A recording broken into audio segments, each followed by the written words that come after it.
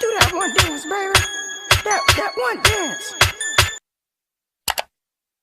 Assalamualaikum warahmatullahi wabarakatuh. Selamat pagi adik-adik. Salam sejahtera bagi kita semua. Shalom.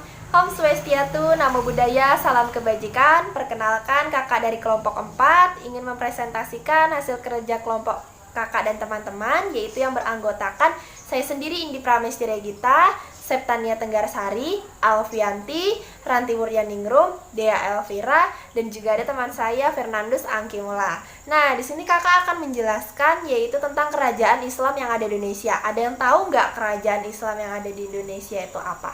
Ya, benar. Nah, kerajaan Islam yang ada di Indonesia itu yaitu Kerajaan Samudra Pasai.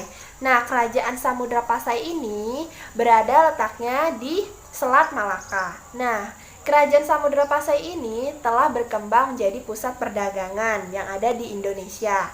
Nah, pada awal mulanya Kerajaan Samudra Pasai ini telah mempunyai kerajaan, yaitu Kerajaan Samudra dan Kerajaan Pasai. Oke. Nah, Kerajaan Samudra Pasai ini pada tahun 1285 dan dipimpin oleh Kerajaan Samudra yang bernama Marasilu. Itu pada dahulu kala telah berhasil menyatukan Kerajaan Samudra dan Pasai. Oleh karena itu terbentuknya Kerajaan Samudra Pasai. Setelah berjalannya waktu dan dibantu oleh saudagar-saudagar muslim yang berasal dari Mesir, akhirnya kerajaan atau Raja Samudra yaitu Marasilu berhasil memeluk agama Islam dan bergelar Sultan Al-Malik Saleh. Nah, pada tahun 1350 Kerajaan Samudra Pasai mengalami kemunduran. Nah, karena diserang oleh tentara Majapahit. Nah, Samudra Pasai ini tak lagi dihancurkan, melainkan dijadikan kerajaan bawahan Majapahit. Nah, Samudra Pasai tak lagi menjadi kerajaan kuat, namun dapat bertahan hingga akhir abad ke-15. Nah, itu saja yang bisa dapat kakak jelaskan dari materi Kerajaan Samudra Pasai. Selanjutnya akan dijelaskan oleh teman-teman saya. Terima kasih. Selanjutnya yaitu Kerajaan Aceh. Kerajaan Aceh merupakan sebuah kerajaan Islam yang berdiri di Provinsi Aceh.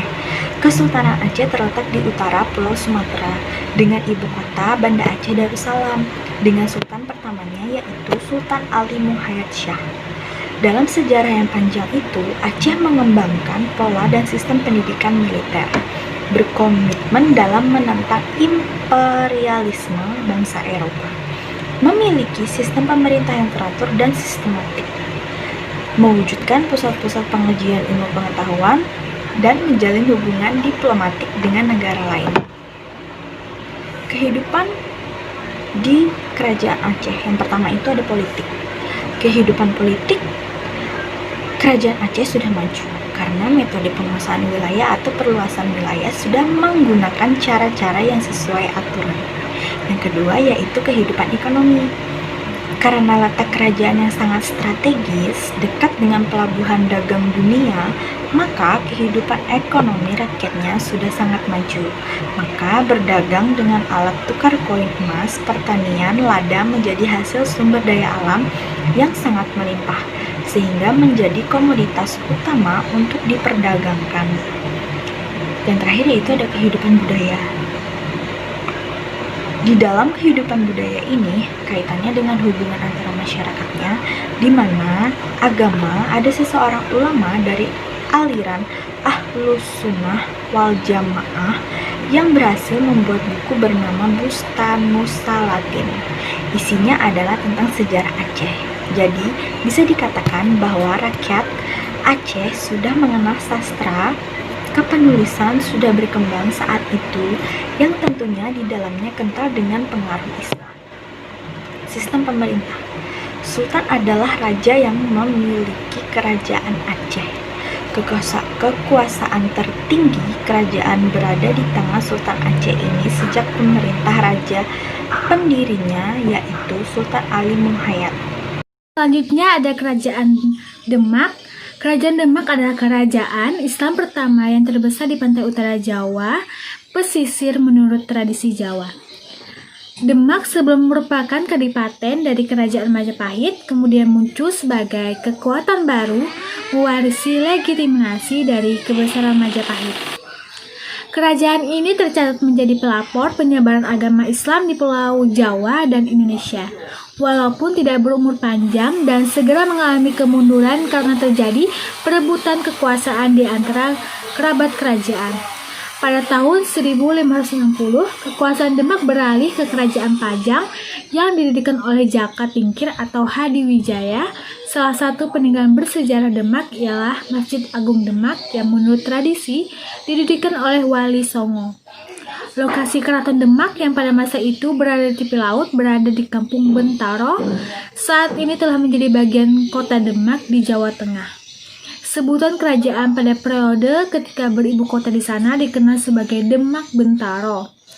Pada masa Raja keempat, Sunan Prawoto, keraton dipindahkan ke Prawata dan untuk periode ini kerajaan disebut dengan Demak Prawata.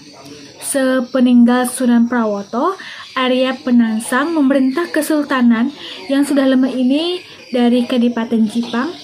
Kota Raja Demak dipindahkan ke Jipang dan untuk periode ini dikenal dengan sebutan Demak Jipang. Hadiwijaya dari Pajang mewarisi wilayah Demak yang tersisa setelah ia bersama-sama dengan Ki Gede Pamanahan dan Ki Penjawi membunuh Arya Penangsang. Demak kemudian menjadi vasal dari Pajang. Baik, kali ini saya akan menjelaskan mengenai Kerajaan Goa. Kerajaan Goa berdiri pada abad ke-16 sebelum Masehi. Kerajaan ini terletak pada Sulawesi Selatan, sedangkan pusat kerajaan ini berada di Makassar.